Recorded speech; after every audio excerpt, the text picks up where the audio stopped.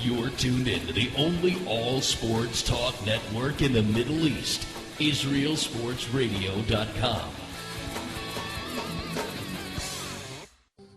Check out the Israel Sports Radio store by clicking on the store tab on IsraelSportsRadio.com.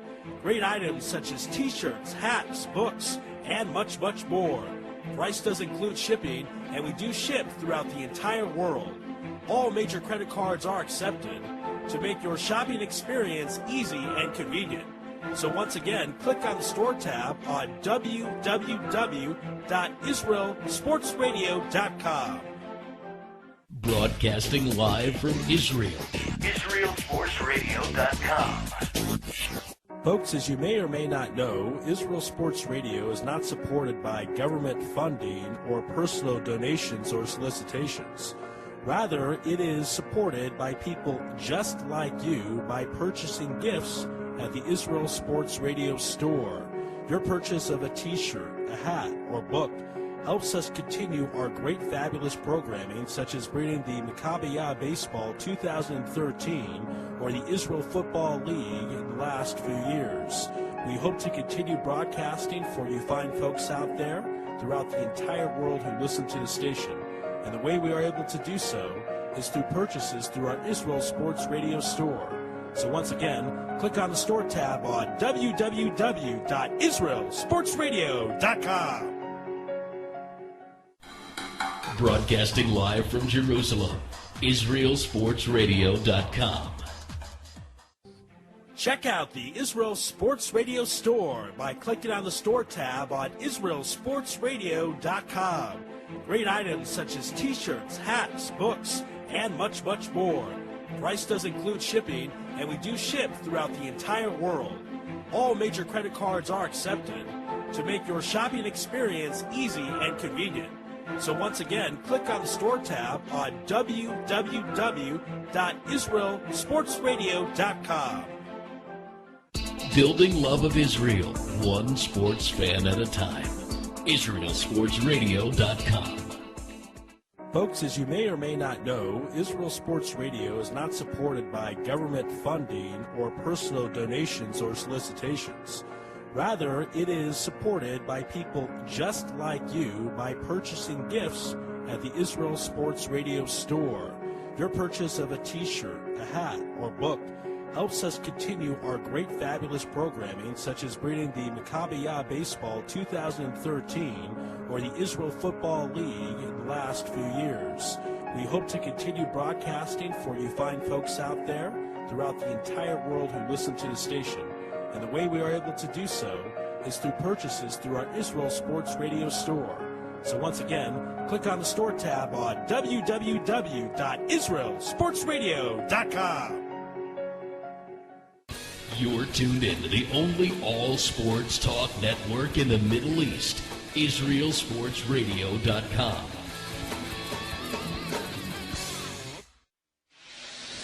Connecticut School of Broadcasting founder Dick Robinson. You know, the media business has changed a lot since we opened our doors in 1964. Now media content is everywhere, on air, online, on the go. More than ever, companies are looking for people to help drive this new media. At Connecticut School of Broadcasting, you'll get hands-on training on the latest software and equipment in a matter of months, not years. Connecticut School of Broadcasting has placed thousands of grads in broadcast media careers. It's all about versatility. You see, at a radio station, if you also know how to shoot, edit, and post videos, you become a pretty hot commodity. That's the training you get at Connecticut School of Broadcasting. Connecticut School of Broadcasting, with locations up and down the East Coast, from Massachusetts to Miami. Call 1-800-TV-RADIO or log on to GoCSB.com. Connecticut School of Broadcasting, the nation's oldest and largest group of broadcast media schools, redefining training in radio, TV, and new media. Get trained.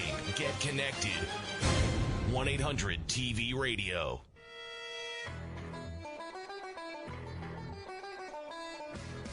Live from Studio C at the Cherry Hill campus for the Connecticut School of Broadcasting, it's All Noise Radio's Sports Talk with the Rabbi. Down goes Frazier. He scores. High fly ball into right field. She is Welcome to another edition of Sports Talk with the All Noise Radio, powered by the Connecticut School of Broadcasting. As always, you can jump in on the conversation, 856-330-4749, or send me a message at Twitter. Tweet at me at the Yossi G. And, of course, you can always get through to me on Facebook, facebook.com/sports talk with the. And this week always is, as always, brings a lot of things to talk about in sports. And this week is not like any other week, of course. There's plenty of which to talk about, specifically the last couple of days. We had here the whole issue with, of course, with college football. And it doesn't matter what type of a person you are. If you're on the right side of college football, you're on the left side of college football, you are going to have your opinion.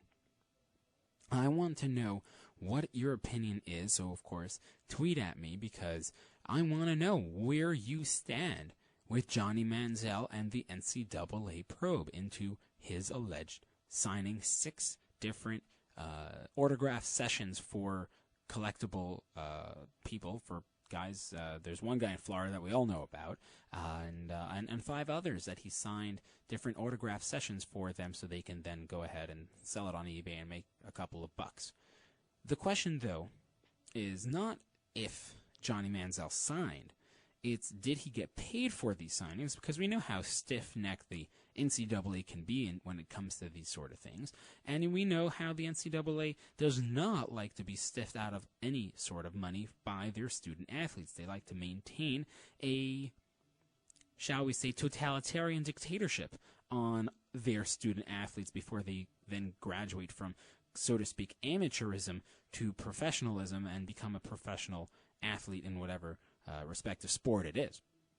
So no matter what side of that equation you're on, whether you believe that Johnny Manziel should have the right to make money and profit off of his own signature, especially because it is the court of public opinion that created the whole Johnny football persona and put him perhaps on a pedestal higher than he should be as another human being. And it is our fault as fans for putting this situation, for creating this situation that Johnny Manziel finds himself in, because we demanded his signature. If he was just another college athlete, I don't think that without such a high profile, I don't think this would really garner that much attention.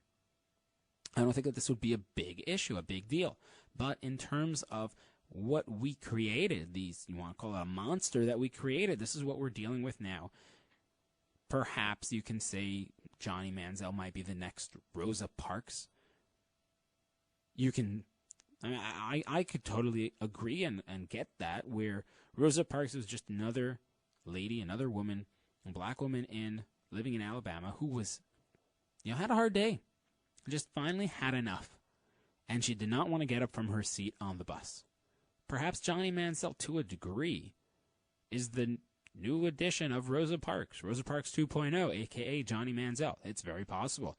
Perhaps he had enough of the institution, and he just gave a collective middle finger to it and said, screw you, I'm going to collect on my money, and you can't do anything about it. I'm going to collect all of my money on my signature, and you can kiss my behind for that. Maybe. That's possible. If you are on the side of the NCAA, however, and you don't see how the NCAA's rules are old and archaic, and you believe that Johnny Manziel should pay for his alleged crime that he committed by selling his own name and his own signature without really knowing about it, then yeah, sure, go for it. Go right ahead. But one thing, no matter where you stand, no matter which side of the coin you hold up shining brightly saying is yours, one thing we can all agree on is whether or not you agree with the rules, these are the rules. This is the football, the college football. This is the NCAA as we know it today.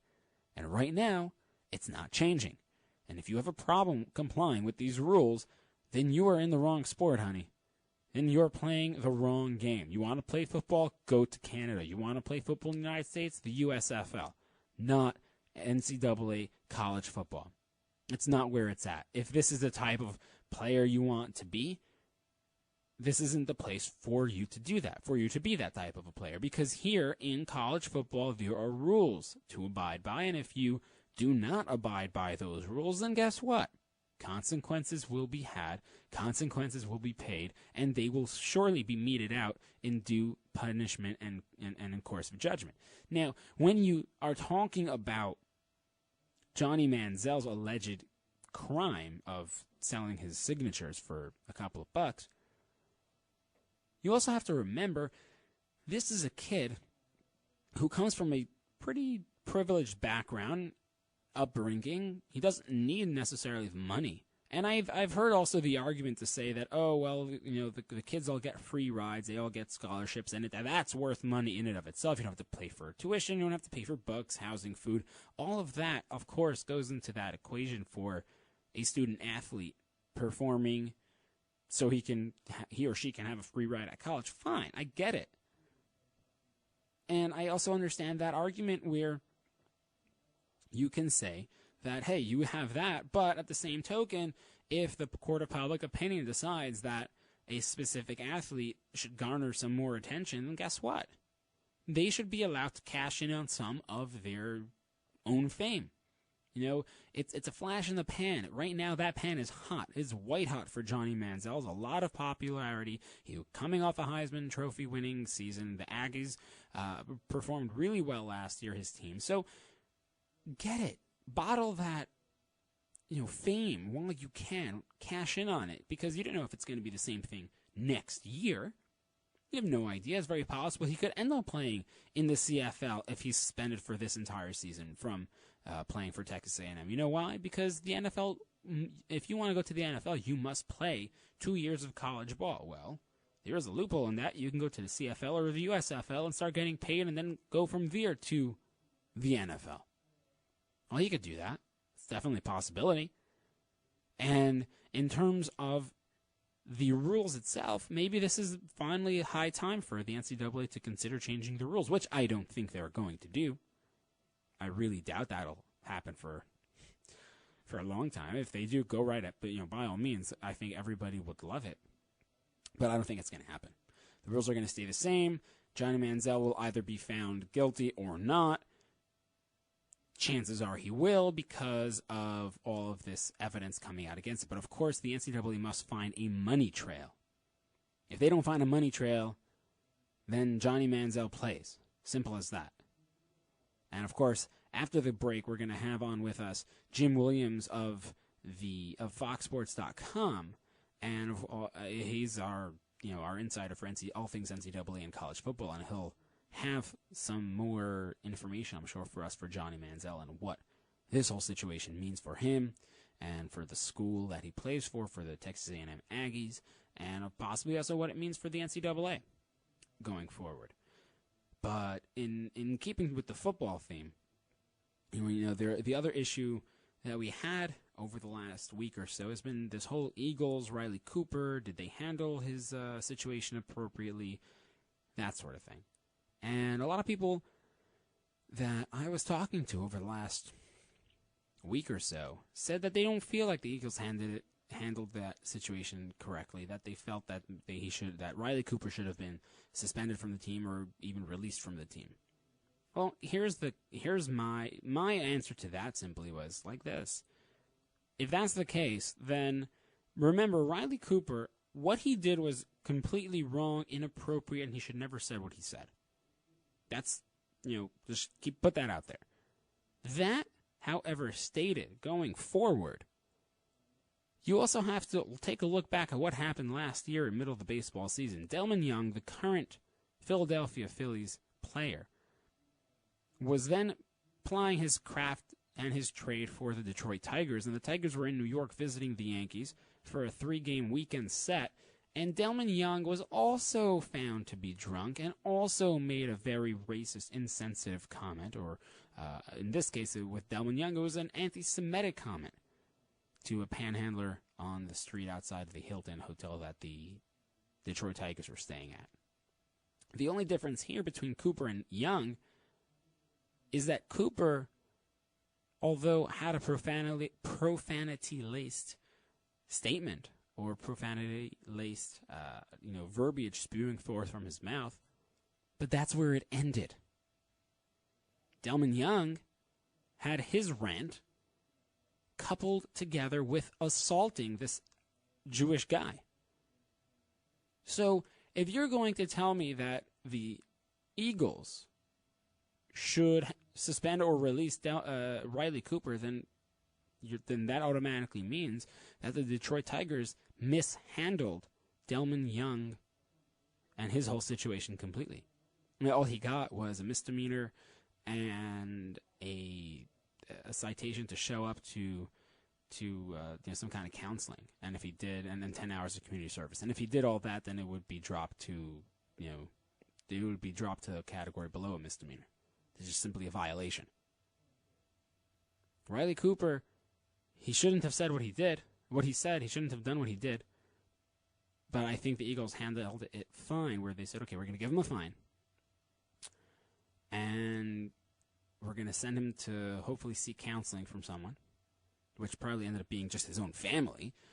And then we're going to see how the team reacts to him being in the same locker room. If they are receptive, then we'll keep him.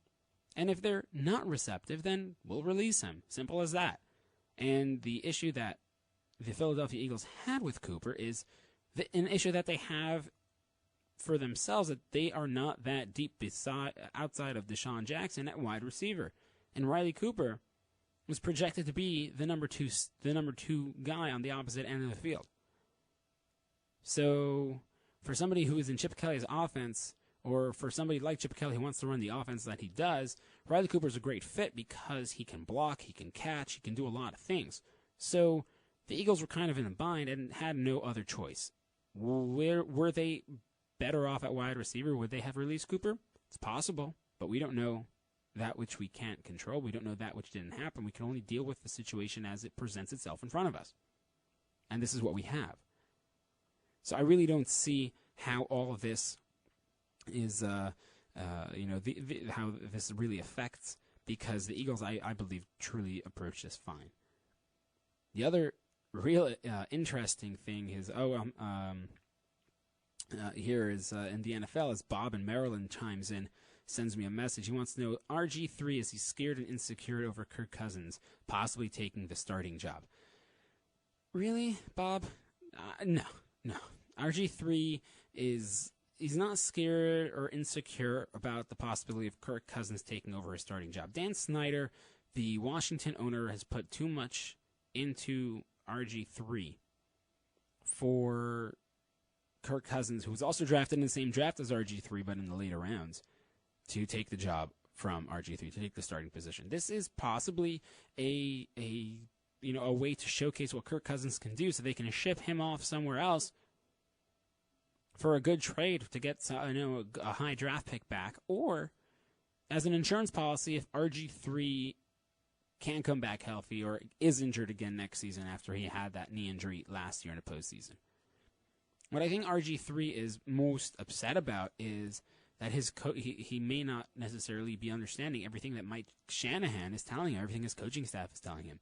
Not so much that he's insecure about his own job or scared that Kirk Cousins might be taking the starting job from him. I don't think that's what he's all upset about and riled over. When I come back from this commercial break, Jim Williams, FoxSports.com columnist, will be joining us to talk NCAA and Johnny football, college football, and everything that is revolved around this potential issue for Texas A&M. You're listening to Sports Talk with All Noise Radio, powered by the Connecticut School of Broadcasting. Honey, again you're sitting here sulking? I hate my job, and I don't know what to do to change it. Get off the couch and go check out the Connecticut School of Broadcasting. The Connecticut School of Broadcasting? What's that?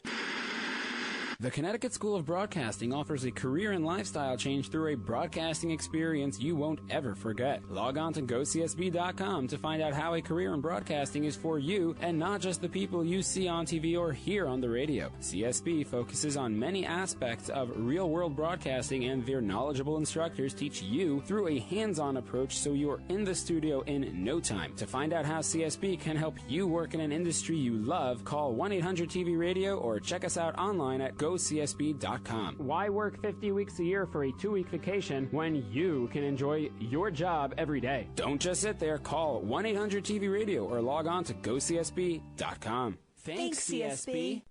Welcome back to Sports here on All Noise Radio, powered by the Connecticut School of Broadcasting. And like I promised before the break, we are bringing in now our NFL and NCAA insider, Jim Williams from FoxSports.com. Jim, how are you out there? I'm well. Hope you guys are good this afternoon as well. Yes, thank God I'm doing very well here. So just to get started, because there's a lot of talk in terms of what might happen with Johnny Manziel and his now apparently it's up to 6 different signings for his autograph. And what exactly does this mean both for Johnny Manziel personally and Aggies coach Kevin Sumlin, and as well as the Texas A&M University going forward? Well, let's take them one at a time. The allegations against Manziel is he signed his name 440 times. He contends that he did that without any compensation, and the NCAA is now looking into it. So the NCAA rule states that no one playing in any sport, be it football or field hockey, can sign their name or in any way, shape, and or form make money off of the university. And right now what we're waiting to see is the research that's been done from the NCAA on whether or not there is a money trail, for lack of a better way of putting it, that would connect Manziel's signing of his name in upwards of 4,000 times, and if and how he was compensated for it. So, if the NCAA finds that Manziel did this, and basically the season, the 2012 season, Texas A&M would have to vacate all their wins from the 2012 season. If, for instance, let's say it's an ongoing situation that they don't have, meaning the NCAA, does not have a complete dossier on what happened with Manziel, and it doesn't come until, say, mid-season and he's playing, then again, not only would they vacate the 2012 victories, but they would vacate any wins they would have in 2013. So at the end of the day, Kevin is going to have to make absolutely certain, as would be everyone else in the athletic department, that Manziel is indeed not guilty. Because if they put him on the field and he's found guilty, then everything that they win, all the statistics, everything goes right out the window. So now, firstly, in terms of games being vacated and not having, to have those records, if Johnny Manziel had started or participated in the game of any sort, shape, or form, would that even be in the case where all of the signings occurred after the bowl game victory that he led the Aggies to last season? I think the whole thing basically boils down to Manziel's, for lack of a better way of putting it, arrogance. I mean, it's not like the kid needed the money. And again, I don't know, nor would I, we'll wait to see what the NCAA says.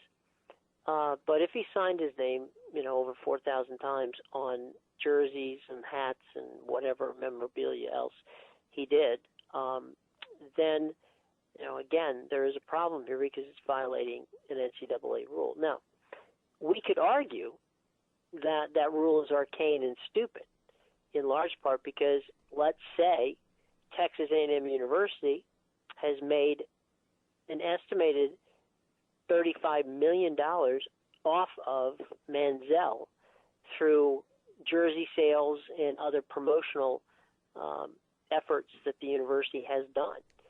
So you could argue that the player, a player, deserves to have some of that money when the university is making money off of your likeness as well as your abilities on and off the field. So you can argue that point. The problem is, for Manziel, he can argue all he wants to until the rule is changed. It is the law of the NCAA. So whether we like it or he likes it or anybody likes it is really a moot point because it's still the law of the land.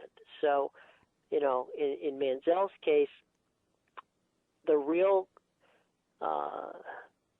key question will be, does Texas A&M feel strong enough that Manziel is innocent, or there be a gradation of what it is that he's done, so much so that they're not going to put a guy out there who, ironically, is a Heisman Trophy winning quarterback on the field for fear that they would, in essence, literally put themselves on probation, knowing ahead of time what the charges are likely to be. So in terms of the Heisman Trophy, what would happen to that if he was found guilty?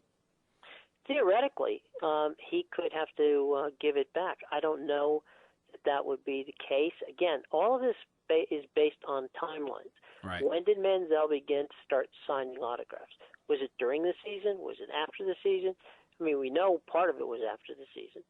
But how early did this all begin? I mean, the buzz around Texas A&M and around Johnny Manziel has started early in the season last season.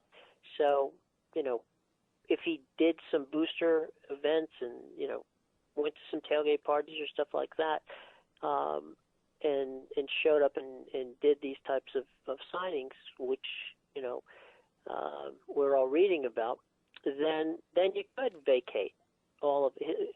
Technically, if they vacated all of 2012, he wouldn't have any records for the Heisman to vote on him to be as good as he is. So Right. It's kind of a very odd circumstance, and I think that the key here is the NCAA, if they've got the goods on Manziel, are going to be just as hard on him as perhaps the Major League Baseball is on Alex Rodriguez. Right, and I have heard that also from others, that the NCAA is probably going to look to try to be as hard, as you put it, on Johnny Manziel as Bud Selig was or is on Alex Rodriguez. Now, in terms of Texas A&M and their national title hopes and aspirations, really it doesn't start until week 3 when Alabama comes to town.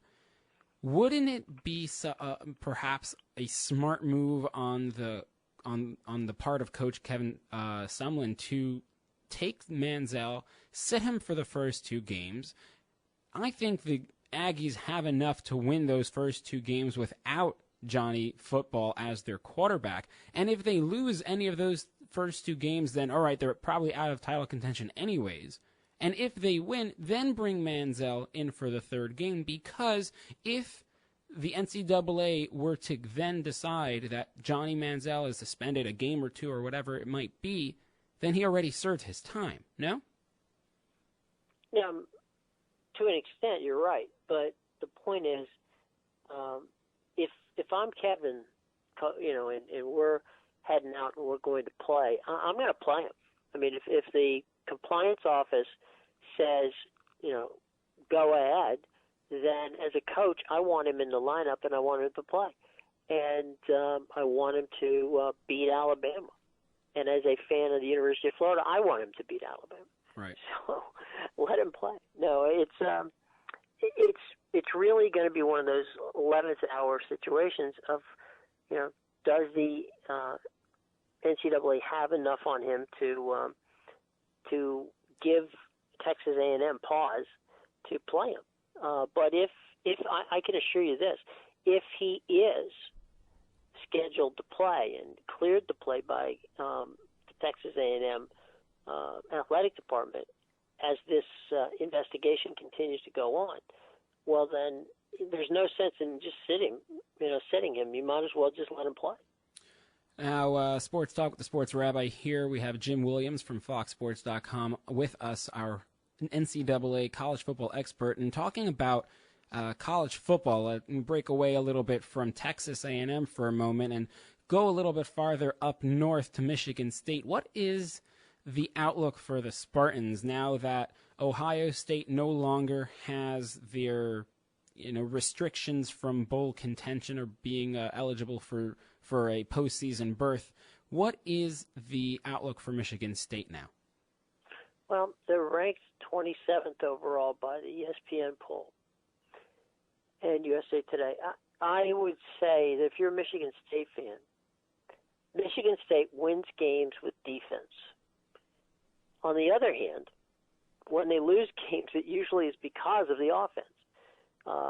They had a terrible problem last year in turnovers, and basically they were putting themselves in bad situations because a fumble here, an interception there. I mean, it literally you can go back and point to 2, 3, possibly as many as 4 games where State had every opportunity to blow or win a game, and they kept misfiring on offense. Defensively, they're strong, and it's good, especially in the Big Ten, to have that kind of defense, and it can in times make up for your lack of ability on offense. But I would think if you're a Michigan State fan, you're really going to go as far as if that defense can hold up and get better, which is what we're hoping from what we've seen thus far in the spring practices, that Michigan State's defense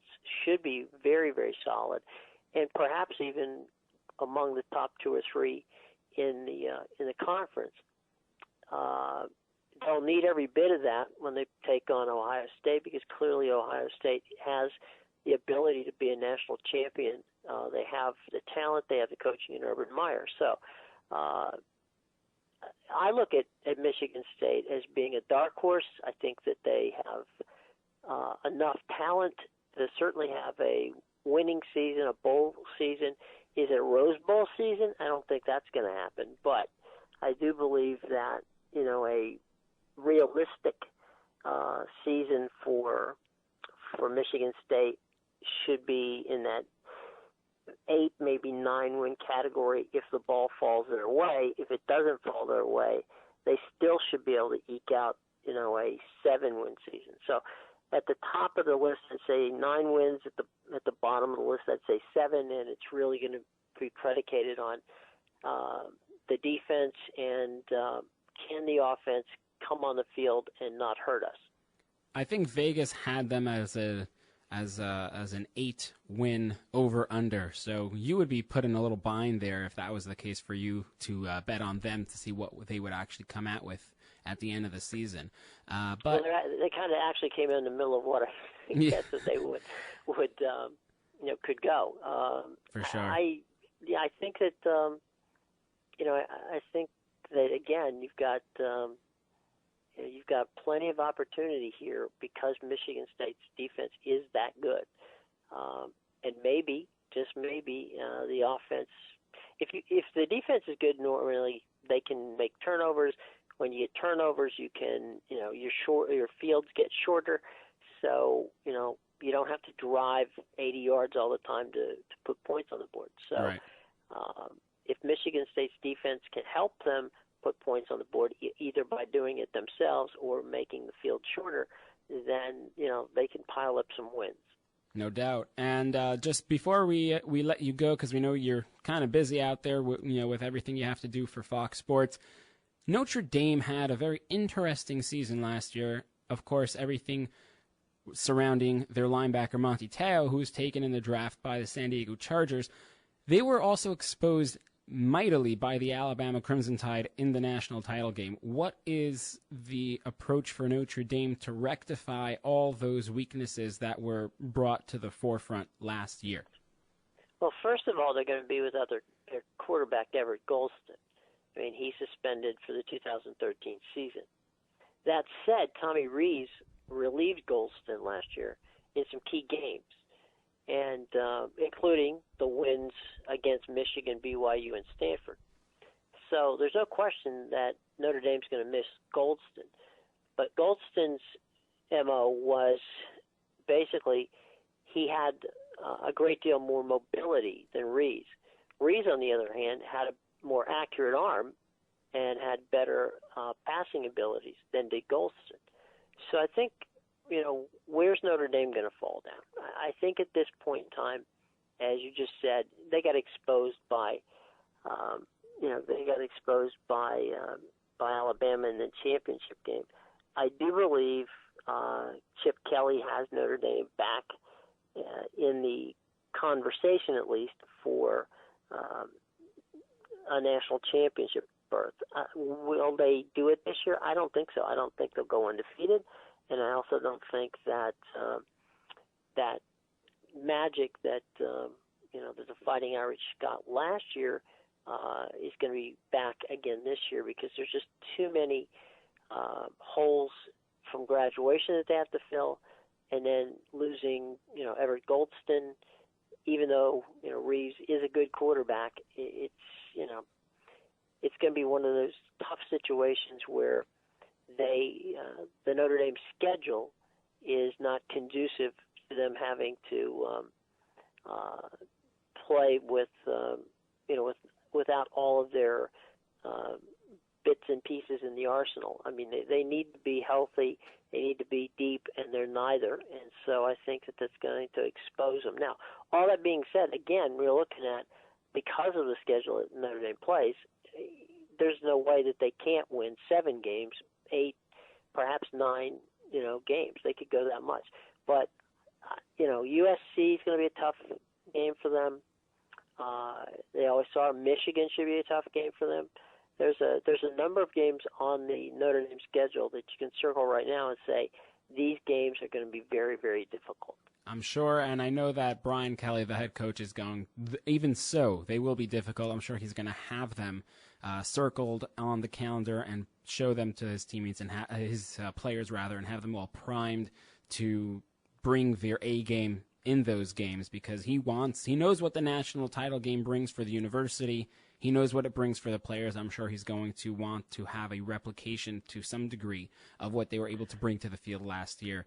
Right, and let me say this. Kelly is a fantastic coach. I mean, there isn't any question about that. He's an even better recruiter. So I don't think Notre Dame's going to, go away. I think what's going to happen is, when you are in the top 5 all last year with, an undefeated season, and some of the teams that you beat weren't exactly at their best. I mean, they beat a USC team. Lane Kiffin is coaching that, for all intents and purposes, was just a shell of itself because of suspensions and a number of other things. The Stanford game, quite frankly, they should have lost that game. I mean, anybody that watched the game knew that Stanford had all but won it. So, that's a tough situation. But the key thing to remember with Brian Kelly is that he has made Notre Dame relevant again. And that will help him in his recruiting, and that will help him continue to move on. And remember that very soon, while they're not going to be in the, they're going to remain independent, the rest of their sports are going to be going into the ACC. Now, part of that deal meant that some ACC teams, all of them eventually, will rotate onto and off of Notre Dame's schedule. So, it's going to be an interesting situation to see how the scheduling goes from here on out, and what goes on. But I don't think if you're an Irish fan that you should be too concerned about the Irish falling, off the face of the earth. I just think they're going to be a perennial top, 25 team, and when they get the right mix together, Brian Kelly's a smart enough coach to put the pieces together. So it's going to be fun to watch, and if you're a Notre Dame fan, you're not going to have to worry about another trip to the Motor City Bowl. Those types of bowl games are long since past. I think that Brian Kelly has righted the ship at Notre Dame, and that they will have many seasons of being very competitive. I'm sure that all Notre Dame fans are now going to be able to buckle their seats and stay in for the ride. Jim, we know you're kind of busy out there, so we're gonna let you go now. And as always, we appreciate your time joining me here on Sports Talk with the Sports Rabbi. It's always a pleasure, and you know where to find me. So yes, I do. Call me. You got it. Thanks a lot, Jim. All right, always a pleasure. Bye, guys. Bye-bye. That was Jim Williams from FoxSports.com, our our college football insider of all things relevant around the NCAA. When we come back, some phone calls. We'll open up the phone lines, 856-330-4749. You're listening to Sports Talk with the Sports Rabbi here on All Noise Radio, powered by the Connecticut School of Broadcasting. Your computer is blowing up to the sounds of All Noise Radio, powered by the Connecticut School of Broadcasting. All Noise Radio, the noise you can't ignore. Welcome back to Sports Talk with the Sports Rabbi here on All Noise Radio, powered by the Connecticut School of Broadcasting. Last week I was getting a whole bunch of different comments after the show about the Flyers and how they're going to approach this season, a bunch of new players and, a goaltending situation that is uncertain, a new assistant GM, what exactly are the Flyers going to be doing? And I decided, I'm going to go find out. So I went to Wells Fargo Center this past Monday. They had an open house. They had a town hall-like meeting with the different, season ticket holders and people who are able to get passes, such as myself. And I, put some of the questions that I had to those people who needed to be asked. Paul Holmgren, the GM, Ron Hextall, the assistant GM, former, Flyers great goaltender there for many years. And, in terms of the goaltending situation, what I got from Hextall was that Ray Emery is a proven goaltender, and he's somebody who you want to have around as Steve Mason evolves into his own as his own backstopper, as his own goaltender, a type of a person who is a battler, that being Ray Emery, and we know everything that he's done in his career, come back from, and things like that. When I asked Hextall about Steve Mason and a lot of the uncertainty that surrounds him, Hextall told me, quote, "A change is likely what the doctor ordered for Mason." He said, look, at the end of the day, Steve Mason is somebody who we know how he can play. He had a really good rookie year. And then, the last little bit, he kind of tailed off. And in terms of a goaltender, how he knows that somebody can play, he looks at Steve Mason as somebody who's definitely capable of playing. I got a quote in now on Facebook from Mo from Brooklyn, as always, checking in. He wants to know which goaltender is going to start. Well, it's a good thing that you asked, because I also asked that question to Hextall, and he said both goaltenders have looked solid thus far in the off season. The coaches are probably going to go 1-1-1-1-1-1 on a rotation, and if somebody establishes himself early on, then he will likely take the starting job, and it's up to him to take it. And when you look at the goaltenders and how it's all evolved in Philadelphia, you certainly hope that somebody actually plays to the way that they're capable of playing straight up from the get-go, and it will be a good problem to have if both goaltenders play very well from start to finish. When I return from the short commercial break, I'm going to bring to you something you probably never heard of before. Sports All Noise Radio, powered by the Connecticut School of Broadcasting. Our jobs occupy more than half our waking hours. Shouldn't we be doing something we love? Call Connecticut School of Broadcasting at 1-800-TV-RADIO or log on to GoCSB.com. Since 1964, Connecticut School of Broadcasting, with a network of 12 campuses from Massachusetts to Miami, has helped place thousands of grads as DJs, sportscasters, entertainment reporters, behind the scenes in audio and video production, every aspect of the broadcast media. Connecticut School of Broadcasting has trained men and women of all ages and backgrounds in a matter of months, not years. Learn by doing from area radio and TV pros. Call 1-800-TV-RADIO or log on to GoCSB.com. Remember, it's never too late to love what you do. Day and evening classes begin soon. Get trained. Get connected now.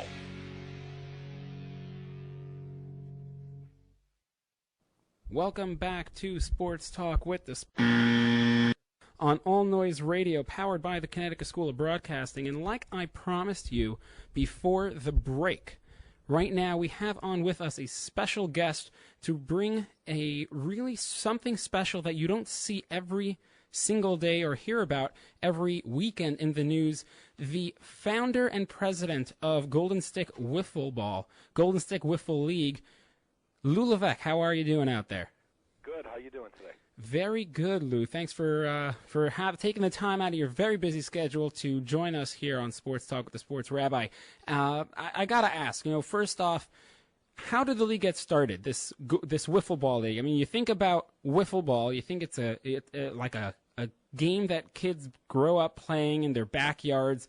How did this, so to speak, grown-up version of the sport, grown-up version of the game get started? Sure.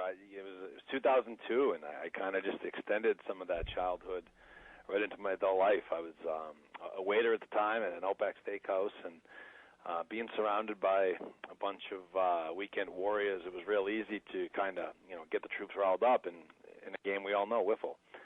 So it initially just started out as an easy-to-execute tournament. We held, I think it was June 18th, 2002, we had the first ever Golden Stick event. It wasn't called Golden Stick at the time, nor did I even know that name would suit me in my life. But we had a one-day tournament, and in looking around at the group that day, I just saw that there was something in it. The way these guys reacted to playing this game competitively, combined with my entrepreneurial blood flow, it turned it into a league in just a few weeks' time. We just not even a month from that date, we had a few grand worth of uniforms delivered. I sold 8 fully logoed and uniform teams before I even had guys to wear them, and I got these franchises created and basically went out and sold the franchises one at a time. We filled all 8 teams, and there's been no looking back since. So when you have something like this, when you have this idea to bring something that a lot of people know and can relate to and have grown up with in terms of this specifically being wiffle ball, what were some of the challenges when you decided that you wanted to start a league and you wanted to make sure it got beyond just 1 or 2 seasons? Sure. I think, there aren't a lot of inherent challenges in getting people to want to play this game competitively. I think now, in how advanced we've got, there's a little bit of a disconnect between a first-time player and some of our veterans, and we work really hard on our formatting to make that not matter and to have this be a game for everyone. I think that the biggest challenge might have been just in that we were coming into a market where there already were tournament organizations in place, and they were healthy, and their players were really loyal to them. And we were, at the time, the new guy on the block, and it took year after year of me going out and meeting these teams and these other tournament organizers and letting them know that, I wanted to work with them and bringing the game a step further than it had ever been brought. And it took a couple of years for people to take me seriously. I think a lot of them were romanced by outside leagues, etc. But in time, we got a few of them to try it, and we were doing it better. And with that sample, they went back to those mentioned tourneys and leagues, and the word got out really quick. And in around 2004 and 2005, we had a real influx of what we called the tournament movement.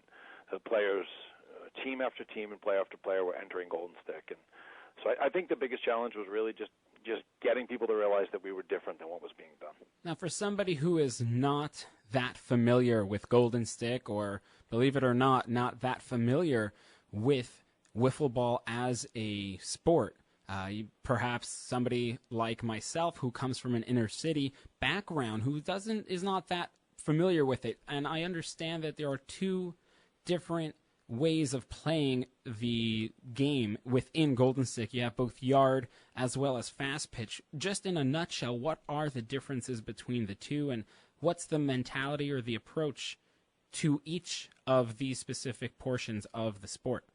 Sure.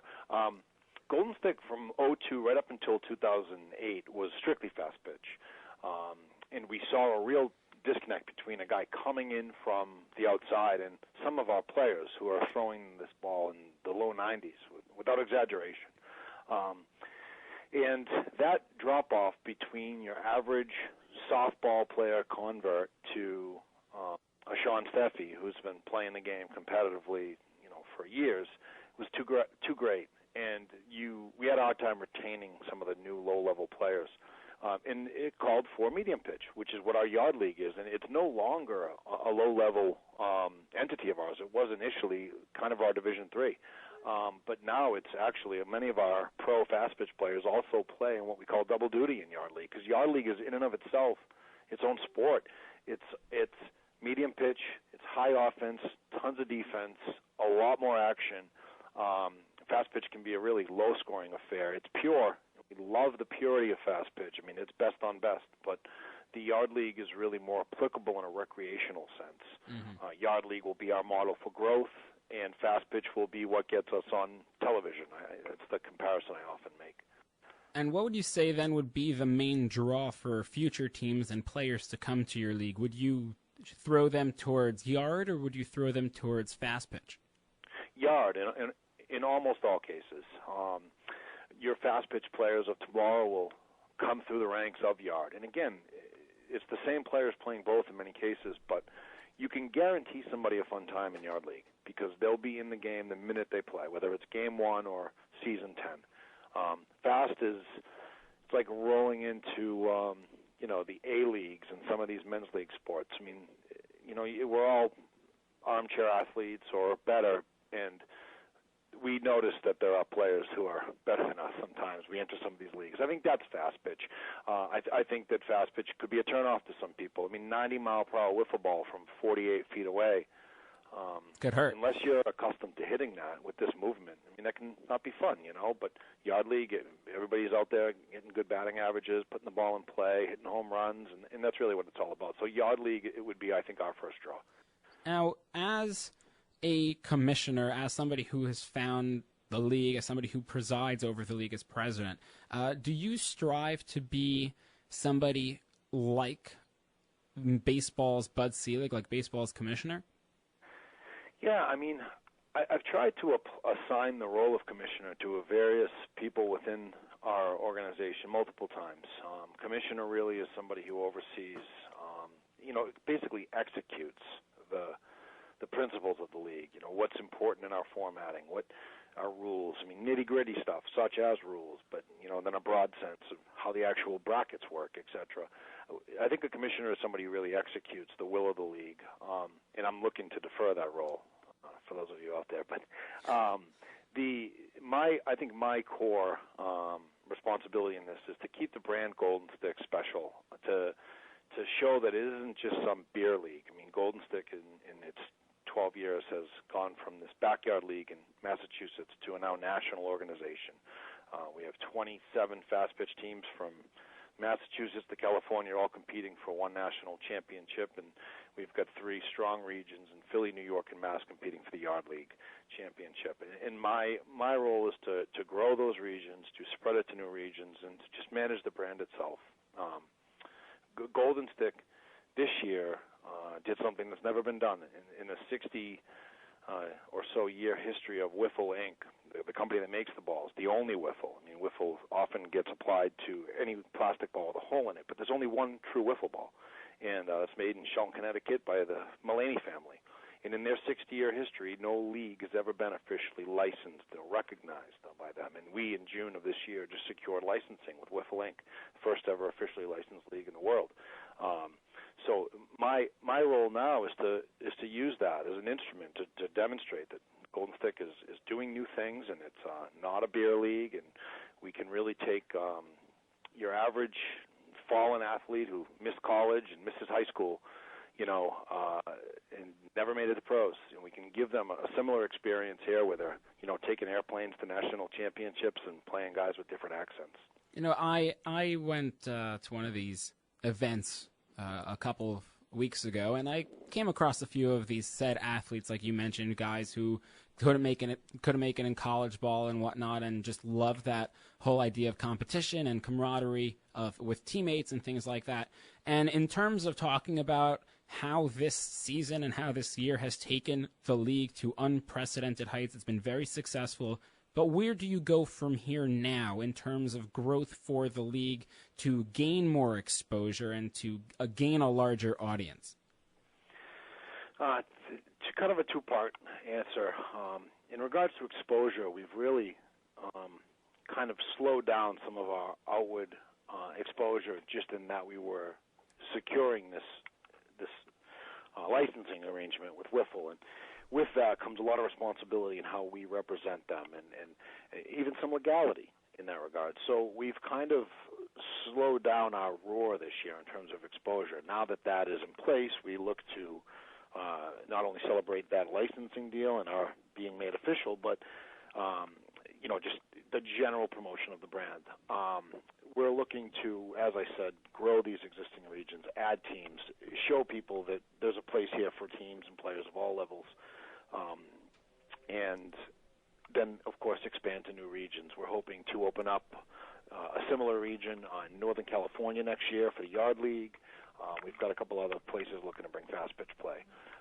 And then another instrument of growth is this year we just started youth leagues here in the North Shore. And have we ever run actual leagues for kids? And we now have 12 teams aged 7 to 14 years old competing one night a week on our fields for their own individual championship. And I think that with beginning youth leagues, I think that's only going to feed our adult leagues, and it'll become an entity in and of itself.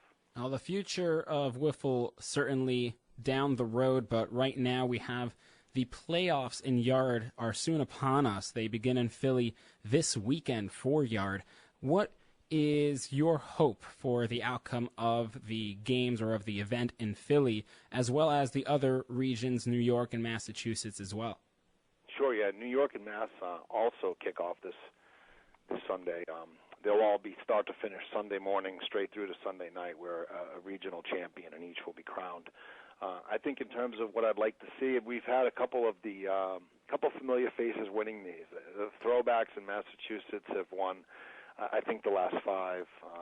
Enemy in New York 4, and we've got a new juggernaut in our Philly region, the Mercenaries, who have, I think, they're expected to take a repeat this year. I would love to see some of these 2 seeds knock off one of the big dogs. I think that'd be good for everyone. But shy of that, it's just something about playoff ball here in Golden Stick. It's a 2 out of 3 series versus our other, weekly regular season weeks are different. Now it's a straight 2 out of 3 series, quarterfinal, semifinal, and then final that afternoon. And there's just a different energy. So as long as that energy that we've seen in every year prior is just continued, and that these guys get that experience on the Sunday, then that's really all I can ask for, because it's always kind of been our calling card, is what we give guys in a playoff situation. Now, how challenging is it for you as the president and founder of the league to kind of get all the teams from other regions? For example, in FAST, you said you have regions out in California, and I also am understanding that you have a region out in the Midwest and in Chicago. And for them to come to Georgia, where the FAST championship is going to be, as well as for the New York, Massachusetts, and Philadelphia regions teams to go to New York, has there ever been some challenges in terms of just getting people there? Yeah, I think that anytime you ask somebody to travel, I don't care what it's for, life brings its own logistical baggage, and to get 5 guys on the same page to go to an event like that, it's always challenging. But it's our job to secure cool venues, which we have. We have Staten Island Little League facility in Staten Island, which has cleaned up really nice after the hurricane, and they're excited to have us. And last year, once on those fields, the guys were in a little wiffle cocoon. and we're excited to bring Yard there again this year. And being in New York, it's not that hard to get Mass and Philly players to travel. And then down in Georgia for Fast Pitch in October, we're in historic Grayson Stadium where the Savannah Sandgnats play.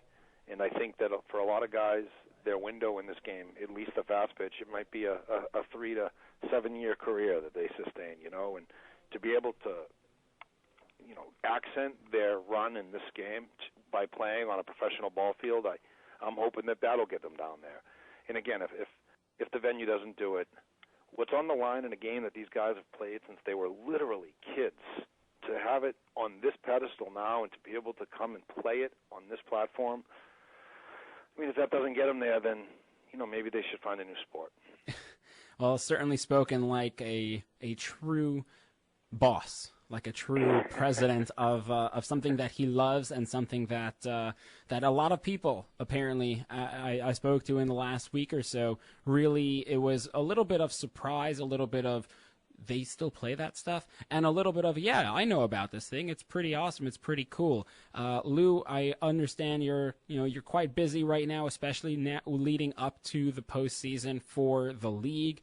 Lou Levesque, the president and founder of Golden Stick Wiffle League, thank you very much for taking the time to join me here on Sports Talk with the Sports Rabbi. Thank you. Anytime. All right, all the best. Now, that was Lou Levesque, the president and founder of Golden Stick Wiffle League. If you haven't checked out a Golden Stick event, if you haven't yet gone to any sort of Golden Stick tournaments or any sort of Golden Stick event on a weekend, it is something that you must see for yourself. It is a sight to behold.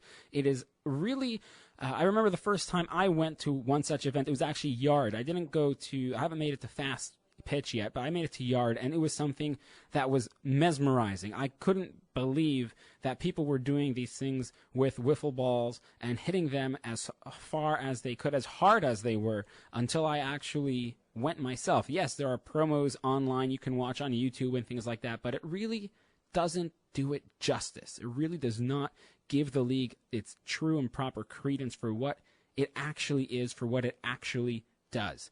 And if you have never been to one, and even if you have been to one, this weekend coming up, this is the playoffs. This is when you really want to go and watch these guys perform, watch these guys play this game that they love so much. Go online, goldenstickwiffle.com, check it out, see where the nearest game is going to be, the nearest event to you, Massachusetts, New York, Philadelphia, wherever it is, and go. If you're in Philly, I'll tell you right now, go to Langhorne, PA. It's a really, really nice area, nice field. Everybody there is friendly. They'll make it like you're one of them. Just show up, bring some sunscreen, some family, some friends, and of course, make sure you go with the right attitude. Got to be ready to have a good time and be ready to be thrilled, enthralled, and enthused. I am the Sports Talk with the All Noise Radio, powered by the Connecticut School of Broadcasting. Until next time, love it, live it, and enjoy it. All Noise Radio, powered by the Connecticut School of Broadcasting. All Noise Radio is an internet radio station that's fully produced by graduates of the Connecticut School of Broadcasting. From modern rock to old school hip hop, country to classical, news, talk, sports, and more. It's the noise you can't ignore. Log on to allnoiseradio.com. Fire up the station. Find out more about your favorite jocks. Get the latest CSB news and more. Plus, you can take All Noise Radio with you on the go for free. Just download the Live 365 app to your iPhone, iPod Touch, or BlackBerry and search All Noise Radio. Check out tomorrow's broadcasters today at allnoiseradio.com. Powered by the Connecticut School of Broadcasting.